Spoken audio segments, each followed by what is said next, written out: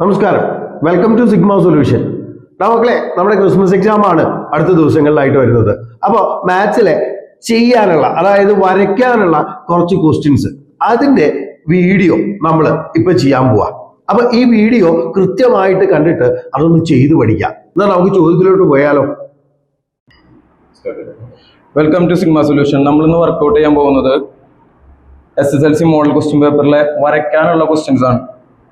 അതിൽ നമുക്ക് നോക്കിയപ്പോൾ ക്വസ്റ്റ്യൻ പേപ്പർ മാറിയ പാറ്റേൺ അനുസരിച്ചിട്ട് വരയ്ക്കാനായിട്ടൊരു 10-12 മാർക്കിന് എന്തായാലും ക്വസ്റ്റ്യൻസ് ചോദിക്കാറുണ്ട്. അപ്പോൾ നമ്മൾ ഇന്ന് നോക്കാൻ പോകുന്ന ആദ്യത്തെ ക്വസ്റ്റ്യൻ എന്ന് പറയുന്നത് draw A rectangle of area 15 cm square and A square of the same area. എന്ന് വെച്ചാൽ എന്താ അർത്ഥം? അതായത് നമുക്ക് 15 cm സ്ക്വയർ ഉള്ളൊരു ഏരിയ 15 cm സ്ക്വയർ ഏരിയ വരുന്ന ഒരു റെക്ടാങ്കിൾ വരയ്ക്കണം. അതായത് 15 cm സ്ക്വയർ ഉള്ള ഒരു ചതുരം വരച്ചിട്ട് അതേ ഏരിയ ഉള്ള എന്ത് വരയ്ക്കണം?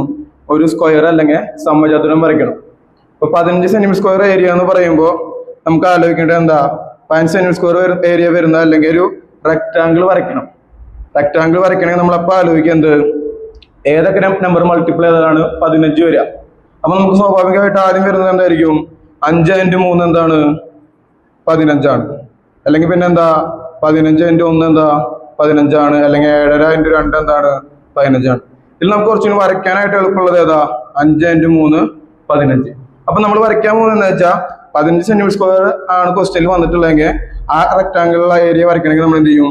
5 cm ലെങ്ത്തിലും 3 cm വിഡ്ത്തിലും എന്ത് വരയ്ക്കും? ഒരു റെക്ടാങ്കിൾ വരയ്ക്കും. അപ്പൊ അതിന്റെ ഏരിയ എന്തായിരിക്കും? ലെങ്ത്തിന്റെ ബ്രെഡ്ത്ത് എന്ന് പറയുന്ന പോലെ 5 × 3 എന്ത് കിട്ടും? 15 cm സ്ക്വയർ ഏരിയ ഉള്ള റെക്ടാങ്കിൾ നമുക്ക് കിട്ടും.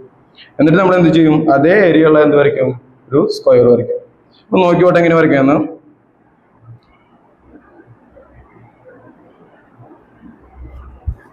ആദ്യം ലെങ്ത് നമ്മളൊരു 5 cm ലെങ്ത്തിൽ എന്ത് വരച്ചു? ഒരു ലൈൻ വരച്ചു. റെക്ടാങ്കിൾ വരയ്ക്കാൻ എല്ലാവർക്കും അറിയാമെന്ന് വിചാരിക്കുന്നു. നമ്മൾ സാധാ ചെയ്യുന്ന പോലെ തന്നെ 90 ഡിഗ്രി എടുത്തു, പോയിന്റ് ചെയ്തു. അതേപോലെ ഈ സൈഡിലും 90 ഡിഗ്രി എടുത്തു, പോയിന്റ് ചെയ്തു, നീട്ടി വരയ്ക്കുക. ഇവിടെ ഞങ്ങൾ സ്കെച്ച് ഉപയോഗിച്ചിട്ടാണ് വരയ്ക്കുന്നത്. ശരിക്കും നമ്മൾ എക്സാമിന് വരയ്ക്കുമ്പോൾ കറക്റ്റായിട്ട് പെൻസിൽ എടുത്ത് വരയ്ക്കുക.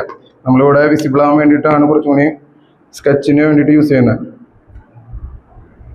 അടുത്തത് 5 cm വരച്ച വിഡ്ത്ത് കിട്ടാൻ വേണ്ടി നമ്മൾ അപ്പോൾ നമ്മൾ 5 cm ലെങ്ത് എടുത്തു, 3 cm എന്തെടുക്കുക? വിഡ്ത്ത് എടുക്കുക. 3 cm കോമ്പസിൽ എടുത്തു, ഇവിടെ മാർക്ക് ചെയ്യുക, 3 cm മാർക്ക് ചെയ്യുക, ഇവിടെ 3 cm മാർക്ക് ചെയ്യുക. എന്ത് ചെയ്യുക? ജോയിൻ ചെയ്യിപ്പിക്കുക. അപ്പൊ നമുക്ക് എന്ത് കിട്ടി? 5 cm ലെങ്ത്തും 3 cm വിഡ്ത്തും വരുന്ന 5 cm നീളവും 3 cm വീതിയും വരുന്ന എന്ത് കിട്ടി?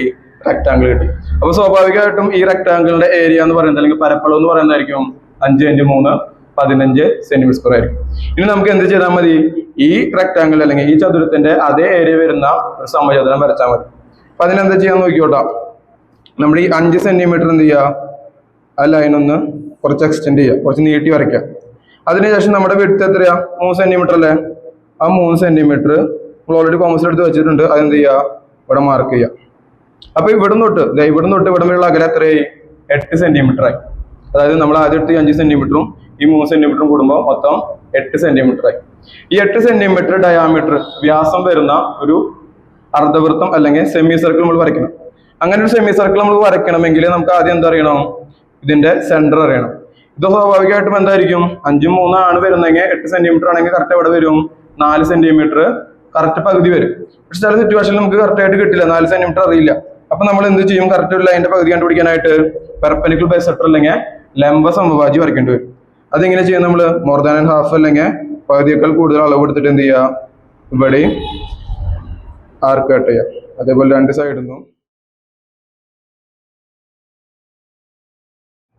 ആർക്ക് കട്ട് ചെയ്യാം.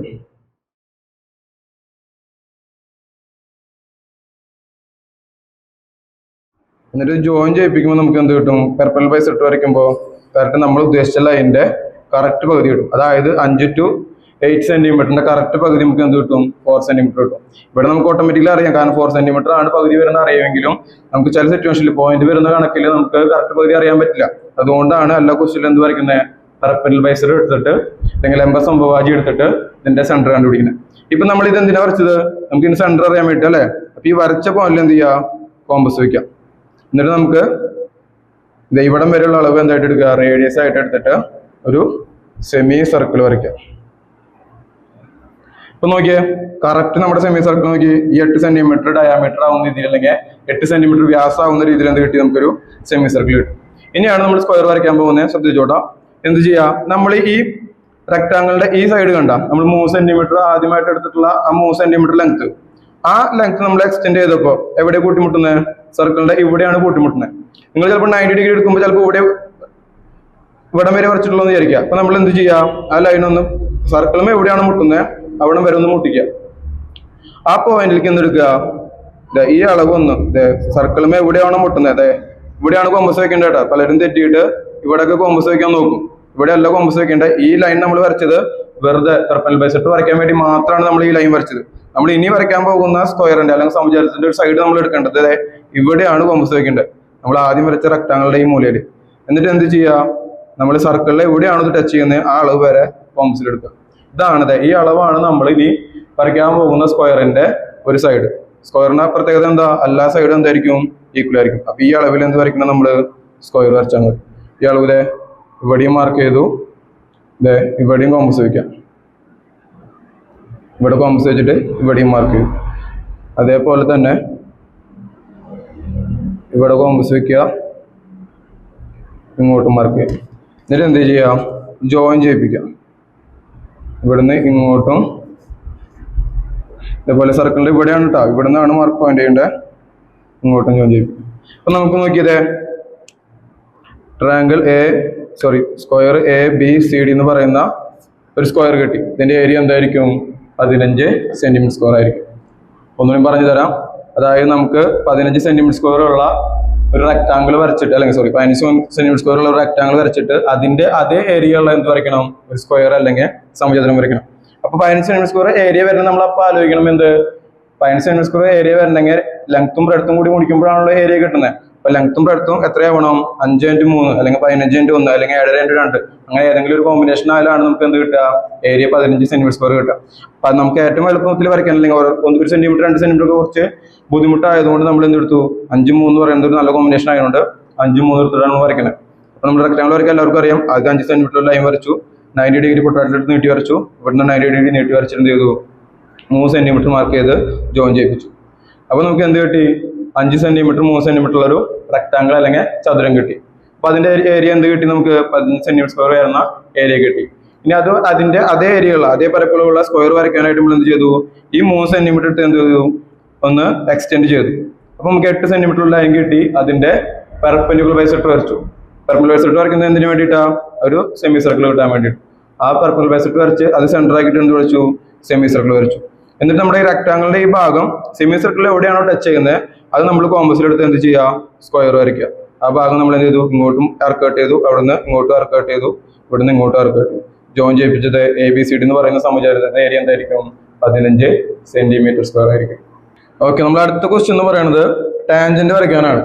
എല്ലാ കൊല്ലം ചോദിക്കുന്ന ക്വസ്റ്റ്യൻ ആണ്. നമ്മൾ ഇപ്പോൾ ടെക്സ്റ്റ് ബുക്ക് മാറിയാലും അതേപോലെ ക്വസ്റ്റ്യൻ പേപ്പറിന്റെ പാറ്റേൺ മാറിയാൽ പോലും ഇപ്പോൾ SSLC മോഡൽ ക്വസ്റ്റ്യൻ പേപ്പർ ഇപ്പോഴത്തെ ക്വസ്റ്റ്യൻ പേപ്പറിൽ വരെ, ഗവൺമെന്റ് അറിയ ക്വസ്റ്റ്യൻ പേപ്പറിൽ വരെ ടാൻജന്റിന്റെ ക്വസ്റ്റ്യൻ അല്ലെങ്കിൽ ടാൻജന്റ് വരയ്ക്കാനായിട്ട്, തൊടുവര വരയ്ക്കാനായിട്ട് ക്വസ്റ്റ്യൻ ഉണ്ട്. 4 മാർക്കിന്റെ ക്വസ്റ്റ്യൻ ആയിട്ടാണ് ഇപ്പോൾ അവർ ചോദിക്കുന്നത്. മുന്നേക്ക് 3 മാർക്കിന്റെ ക്വസ്റ്റ്യൻ ആയിട്ടാണ് ചോദിച്ചിരുന്നത്. എളുപ്പമാണ്, വളരെ സിമ്പിൾ ആയിട്ട് വരയ്ക്കാവുന്നതാണ് നമുക്ക് ടാൻജന്റ് വരയ്ക്കാനായിട്ട്. ശ്രദ്ധിച്ചോട്ടെ, എന്താ വരയ്ക്കേണ്ടത്? നമുക്ക് draw A circle of radius 4 centimeters and mark a point 7 centimeters from the center. Draw the tangent to the circle from this point. അതായത് അവരെന്താ ആദ്യം പറഞ്ഞേക്കണേ? 4 സെന്റിമീറ്റർ റേഡിയസിൽ അല്ലെങ്കിൽ 4 സെന്റിമീറ്റർ ആരത്തില് ഒരു സർക്കിൾ വരച്ചിട്ട്, ഒരു വൃത്തം വരച്ചിട്ട് എന്ത് ചെയ്യണം? Mark A point 7 centimeters from the centre. അതായത് നമ്മൾ വരച്ച സർക്കിളിന്റെ സെന്ററിൽ നിന്നും 7 സെന്റിമീറ്റർ അകലെ എന്ത് ചെയ്യാം? ഒരു പോയിന്റ് മാർക്ക് ചെയ്യാം. എന്നിട്ട് നമ്മൾ മാർക്ക് ചെയ്ത 7 സെന്റിമീറ്റർ അകലെയുള്ള പോയിന്റിൽ നിന്ന് എന്ത് വരയ്ക്കണം? ടാൻജന്റ് വരയ്ക്കണം. അപ്പൊ നമുക്കറിയാം, പുറത്ത് ഒരു ടാൻജന്റ് ഒരു പോയിന്റിൽ നിന്ന് സർക്കിളിലേക്ക് എത്ര ടാൻജന്റ് വരയ്ക്കാൻ പറ്റും? അത് 2 ടാൻജന്റ് വരയ്ക്കാൻ പറ്റുള്ളൂ. അപ്പൊ നമ്മൾ മാർക്ക് ചെയ്തിട്ടുള്ള 7 സെന്റിമീറ്റർ അകലെയുള്ള ആ പോയിന്റിൽ നിന്നും 2 ടാൻജന്റ് വരയ്ക്കണം. അപ്പൊ നോക്കിയോട്ടെ എങ്ങനെ വരയ്ക്കേണ്ടത്. അപ്പൊ അവർ ആദ്യം എന്താ ക്വസ്റ്റ്യനിൽ പറഞ്ഞിട്ടുള്ളത്, draw A circle of radius 4 centimetre. ക്വസ്റ്റ്യനിൽ അവർ എന്താണ് ആദ്യം പറഞ്ഞിട്ടുള്ളത് അത് നമ്മൾ ആദ്യം വരയ്ക്കുക. എന്ത് ചെയ്യുക, 4 സെന്റിമീറ്റർ ആരത്തില് ഒരു സർക്കിൾ വരയ്ക്കുക. 4 സെന്റിമീറ്റർ നമ്മൾ എന്ത് ചെയ്തു, ഒരു സർക്കിൾ വരച്ചു. അതിനുശേഷം എന്ത് പറഞ്ഞിട്ടുള്ളത്, 7 സെന്റിമീറ്റർ, അതായത് സർക്കിളിന്റെ സെന്ററിൽ നിന്നും 7 സെന്റിമീറ്റർ അകലത്തിൽ നമ്മൾ എന്ത് ചെയ്യണം, ഒരു പോയിന്റ് അടയാളപ്പെടുത്തണം. നമ്മൾ സർക്കിളിന്റെ സെന്ററിൽ നിന്ന് എന്ത് ചെയ്തു, 7 സെന്റിമീറ്റർ അകലത്തില് ഒരു പോയിന്റ് അടയാളപ്പെടുത്തി. ആ പോയിന്റ് എന്ത് കൊടുക്കുക, പി എന്ന് പറയുന്ന പോയിന്റ്, ഏതെങ്കിലും ഒരു പോയിന്റ് പി എന്ന് പറയുന്ന പോയിന്റ് നമ്മൾ കൊടുത്തു. ഇനി എന്ത് വരയ്ക്കേണ്ടത്, ഇതാണ് നമ്മുടെ പി എന്ന് പറയുന്ന പോയിന്റ്, അതായത് സർക്കിളിന്റെ സെന്ററിൽ നിന്ന് 7 സെന്റിമീറ്റർ അകലെയുള്ള പോയിന്റ്. ഈ പോയിന്റിന് വേണം എന്ത് വരയ്ക്കാൻ, ടാൻജന്റ് വരയ്ക്കാം. അപ്പൊ നമ്മൾ ആലോചിക്കേണ്ടത് ഈ 7 സെന്റിമീറ്റർ ഡയാമീറ്റർ ആവുന്ന രീതിയിൽ, അല്ലെങ്കിൽ 7 സെന്റിമീറ്റർ വ്യാസം ആവുന്ന രീതിയിൽ എന്ത് വരയ്ക്കുക, വേറൊരു സർക്കിൾ വരയ്ക്കുക. അപ്പൊ അതിന് വേണ്ടിയിട്ട് നമുക്ക് 7 സെന്റിമീറ്ററിന്റെ കറക്റ്റ് പകുതി നമുക്കറിയാം 3.5 ആണ്. പക്ഷെ ചില സിറ്റുവേഷനിൽ നമുക്ക് എന്ത് ചെയ്യാൻ പറ്റില്ല, കറക്റ്റ് പകുതി കണ്ടുപിടിക്കാൻ പറ്റില്ല. അപ്പൊ നമ്മൾ സാധാരണ ചെയ്യുന്ന പോലെ തന്നെ എന്ത് ചെയ്യുക, പെർപെൻഡിക്കുലർ ബൈസെക്ഷൻ അല്ലെങ്കിൽ ലംബ സമവാജി വരയ്ക്കുക. ലംബ സമവാജി വരയ്ക്കാൻ അറിയാലോ, എന്ത് ചെയ്യുക, പകുതികൾ കൂടുതൽ അളവെടുത്തിട്ട് താഴെയും മേലെ എന്ത് ചെയ്യുക, ആർക്ക് കട്ട് ചെയ്യുക. നമ്മൾ കോമ്പസ് പിടിക്കുമ്പോൾ എപ്പോഴും ഈ ഭാഗത്ത് മാത്രം പിടിച്ചോളൂ. ചിലവരൊക്കെ ഇവിടെയൊക്കെ പിടിച്ച് വരയ്ക്കുന്നതാണ്. അങ്ങനെ വരയ്ക്കുമ്പോഴാണ് ഈ ഓവർ റൈറ്റിംഗ് ഒക്കെ വരുന്നത്. വരച്ചതിന്റെ മേലെ വേറെ വരയ്ക്കാണ്ടിരിക്കാനൊക്കെ നോക്കാം. കറക്റ്റ് എന്ത് ചെയ്യുക, കറക്റ്റ് സെന്ററിൽ കൂടെ നമ്മൾ എന്ത് ചെയ്തു, പെർപെൻഡിക്കുലർ ബൈസെക്ടർ വരച്ചു. നമ്മൾ പെർപെൻഡിക്കുലർ ബൈസെക്ടർ വരയ്ക്കണം അല്ലെങ്കിൽ ലംബ സമവാജി വരയ്ക്കണതിന്റെ ആകെ ഉദ്ദേശം എന്ന് പറയുന്നത് നമുക്ക് സർക്കിൾ സെന്റർ അല്ലെങ്കിൽ ലൈനിന്റെ സെന്റർ കണ്ടുപിടിക്കാനാണ്. ലൈനിന്റെ സെന്റർ കണ്ടുപിടിക്കണം എന്തിനാ, നമുക്ക് ഇത് കോമ്പസ് ഈ റേഡിയസ് കിട്ടാൻ വേണ്ടി, ഈ ആരം കിട്ടാൻ വേണ്ടിയാണ് നമ്മൾ എന്ത് ചെയ്തത്, പെർപെൻഡിക്കുലർ ബൈസെക്ടർ പഠിച്ചത്. ഇവിടുന്ന് ഈ റേഡിയസിൽ എന്ത് ചെയ്യുക, ഒരു സർക്കിൾ വരയ്ക്കുക. അപ്പൊ നോക്കിയേ, ഈ സർക്കിൾസ് തമ്മിൽ ടച്ച് ചെയ്യുന്ന പോയിന്റ് ഏതൊക്കെയാ, ഈ പോയിന്റിലും ഈ പോയിന്റിലാണ് എന്ത് ചെയ്യണേ, ഈ രണ്ട് സർക്കിൾസ് ഇന്റർസെക്ട് ചെയ്യണം അല്ലെ. ഈ പോയിന്റിലും ഈ പോയിന്റിലും ഈ പോയിന്റിലേക്ക് എന്ത് ചെയ്യാതെ നമ്മൾ വരച്ച ഈ പി എന്ന് പറയുന്ന പോയിന്റിൽ നിന്ന് ആ സർക്കിൾസ് ടച്ച് ചെയ്യുന്ന പോയിന്റിലേക്ക് എന്ത് ചെയ്യുക, ഒരു ലൈൻ വരയ്ക്കുക. അതേപോലെ തന്നെ എന്ത് ചെയ്യുക, ഇവിടെ എത്തുന്നു പി എന്ന് പറയുന്ന പോയിന്റ് ഈ സർക്കിൾ ടച്ച് ചെയ്യുന്ന ഈ പോയിന്റിലേക്ക് എന്ത് ചെയ്യുക, അടുത്ത ലൈൻ വരയ്ക്കുക. അപ്പൊ എവിടെയൊക്കെ ടച്ച് ചെയ്യുന്നുണ്ട്, ഇത് എ എന്ന് പറയുന്ന പോയിന്റിലും ഈ പോയിന്റിൽ എന്ത് ചെയ്യുന്നുണ്ട്, സർക്കിൾ ടച്ച് ചെയ്യുന്നുണ്ട്. അപ്പൊ ഈ പി എന്ന് പറയുന്നതും പി ബി പറയുന്നതായിരിക്കും എന്ത് ചെയ്യുക, നമ്മൾ വരച്ചിട്ടുള്ള രണ്ട് ടാൻജൻസ്. ഒന്നുകൂടി പറഞ്ഞുതരാം ബ്രീഫായിട്ട്. നമ്മൾ ക്വസ്റ്റ്യനിൽ പറഞ്ഞുള്ള പോലെ ആദ്യം 4 സെന്റിമീറ്റർ റേഡിയസിൽ സർക്കിൾ വരച്ചു. സർക്കിൾ സെന്ററിൽ നിന്നും 7 സെന്റിമീറ്റർ അകലത്തിൽ ഒരു ലൈൻ വരച്ചു. ആ പോയിന്റിൽ നിന്ന് എന്ത് ചെയ്യണം, രണ്ട് ടാൻജന്റ് വരയ്ക്കണം. അപ്പൊ ആ പോയിന്റ് ആയിട്ട് ഒ പി എന്ന് പറയുന്ന പോയിന്റ്, ഒ പി എന്ന് പറയുന്ന ലൈൻ വ്യാസമായിട്ട് അല്ലെങ്കിൽ ഡയാമീറ്റർ ആയിട്ട് എന്ത് ചെയ്തു, നമ്മൾ വേറൊരു സർക്കിൾ വരച്ചു. അതിനാണ് നമ്മൾ പെർപെൻഡിക്കുലർ ബൈസെക്ടർ വരച്ചത്. ഇനി ആ സർക്കിൾസ് തമ്മിൽ കൂട്ടിമുട്ടുന്ന പോയിന്റ്, ഈ പോയിന്റും ഈ പോയിന്റും, ഈ രണ്ട് പോയിന്റിലേക്ക് എന്ത് ചെയ്തു, ഈ പി എന്ന് പറയുന്ന പോയിന്റിൽ നിന്ന് രണ്ട് ടാൻജൻസ് വരച്ചു. ഓക്കെ അല്ലേ? ഓക്കെ, നമ്മൾ അടുത്തത് വരയ്ക്കാനുള്ളത് draw a triangle of sides 7 centimetre 8 centimetre and 9 centimetre and draw its in circle.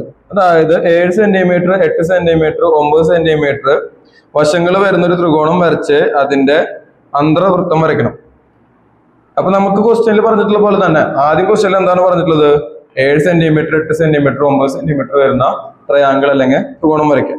അപ്പൊ നമുക്ക് എന്ത് ചെയ്യാം, ട്രയാങ്കിൾ വരയ്ക്കാൻ അറിയാലോ. എങ്ങനെയാ, ആയി നമ്മൾ എന്ത് ചെയ്തു, 9 സെന്റിമീറ്ററിൽ ഒരു ലൈൻ വരച്ചു. പിന്നെ എന്ത് ചെയ്യണം, 7 സെന്റിമീറ്ററും 8 സെന്റിമീറ്റർ സൈഡ് വരണം. 7 സെന്റിമീറ്റർ എന്ത് ചെയ്യുക, കോമ്പസിൽ എടുക്കുക.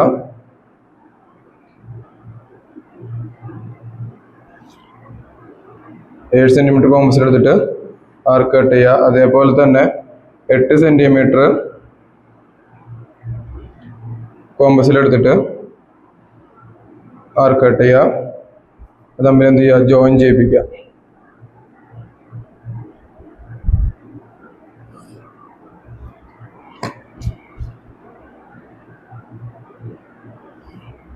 നമ്മൾ വരച്ച് കഴിഞ്ഞിട്ട് അളവുകൾ എഴുതിക്കോളൂ കേട്ടോ, പെൻസിൽ കൊണ്ട് ഓർ പേന കൊണ്ട്. അത് 9 സെന്റിമീറ്റർ 7 സെന്റിമീറ്റർ 8 സെന്റിമീറ്റർ. അപ്പൊ നമ്മൾ ക്വസ്റ്റ്യനിൽ പറഞ്ഞിട്ടുള്ള പോലെ തന്നെ ആദ്യം ക്വസ്റ്റ്യനിൽ എന്താണ് പറഞ്ഞിട്ടുള്ളത് അത് വരയ്ക്കാൻ ശ്രദ്ധിച്ചോളൂ. ക്വസ്റ്റ്യനിൽ പറഞ്ഞിട്ടുള്ളത് 7 സെന്റിമീറ്റർ 8 സെന്റിമീറ്റർ 9 സെന്റിമീറ്റർ ട്രയാങ്കിൾ വരയ്ക്കാനാണ് പറഞ്ഞിട്ടുള്ളത്. അതേപോലെ നമ്മൾ ചെയ്തു, ട്രയാങ്കിൾ വരച്ചു. ഇനി ട്രയാങ്കിളിന്റെ ഇൻസർക്കിൾ വരയ്ക്കണം. ഇൻസർക്കിൾ എന്ന് പറഞ്ഞാൽ ട്രയാങ്കിളിന്റെ ഉള്ളിലാണ് നമ്മൾ സർക്കിൾ വരയ്ക്കേണ്ടത്, സർക്കം സർക്കിൾ അല്ല, ഇൻസർക്കിൾ. അപ്പൊ നമ്മൾ എന്ത് ചെയ്യും, ഈ ട്രയാങ്കിളിന്റെ 3 ആംഗിളില്ലേ, ഈ 3 ആംഗിളിൽ 2 ആംഗിളിന്റെ ആംഗിൾ ബൈസെക്ടർ വരയ്ക്കും. ആംഗിൾ ബൈസെക്ടർ വരയ്ക്കുക എന്ന് പറഞ്ഞാൽ അറിയോ എങ്ങനെയാണ്, നമ്മൾ പെർപെൻഡിക്കുലർ ബൈസെക്ടർ വരയ്ക്കുന്ന പോലെ തന്നെ, ഒരു ലൈനിന്റെ പെർപെൻഡിക്കുലർ ബൈസെക്ടർ വരയ്ക്കുന്ന പോലെ തന്നെയാണ് ആംഗിൾ ബൈസെക്ടർ വരയ്ക്കുക. അതായത് ഒരു ആംഗിളിനെ നമ്മൾ കറക്റ്റ് പകുതിയാക്കുക. മലയാളത്തിൽ കോൺ സമഭാജി എന്ന് പറയും. അപ്പൊ അതിനു വേണ്ടി എന്ത് ചെയ്യാം, നമ്മൾ തിരിതെ ഒരു ആംഗിളിൽ ഇതേ കോമ്പസ് ഇങ്ങനെ വെച്ചിട്ട് ചെറുതായിട്ട് ഇങ്ങനെ ഒരു ആർക്ക് കട്ട് ചെയ്യാം. അതേ ഈ ആർക്ക് എവിടെ കട്ട് ചെയ്യുന്നുണ്ട്, ഇവിടെയും ആർക്ക് കട്ട് ചെയ്യുന്നുണ്ട് അല്ലേ. ഈ പോയിന്റിൽ ഈ പോയിന്റിൽ എന്ത് ചെയ്യുക, അതേ അളവിൽ തന്നെ അളവ് മാറിയോണ്ട് കുഴപ്പമില്ല കേട്ടോ, അളവ് മാറ്റുന്നില്ല എന്നുള്ളൂ. ഇവിടുത്തെ ഇങ്ങനെയും ഇവിടെ കോമ്പസ് വെച്ചിട്ട് ഇങ്ങനെ നമ്മൾ എന്ത് ചെയ്തു, ആർക്ക് കട്ട് ചെയ്തു. അതെന്ത് ചെയ്യുക, ഈ പോയിന്റിൽ നിന്ന് ആംഗിളിലേക്ക് എന്ത് ചെയ്യുക, ഒരു ലൈൻ നീട്ടി വരയ്ക്കുക. ഇപ്പൊ എന്തായി, ഈ ലൈന് ഈ ആംഗിളിനെ, ഈ ട്രയാംഗിളിന്റെ ഈ ആംഗിളിനെ എന്ത് ചെയ്തു, ബൈസെക്ട് ചെയ്തു. നമ്മൾ ഇവിടെ എന്താണോ ചെയ്തത് അതേപോലെ തന്നെ എന്ത് ചെയ്യുക, ഈ ആംഗിളിലും ചെയ്യാം. ഇത് ഇവിടെ കോമ്പസ് വെച്ചു,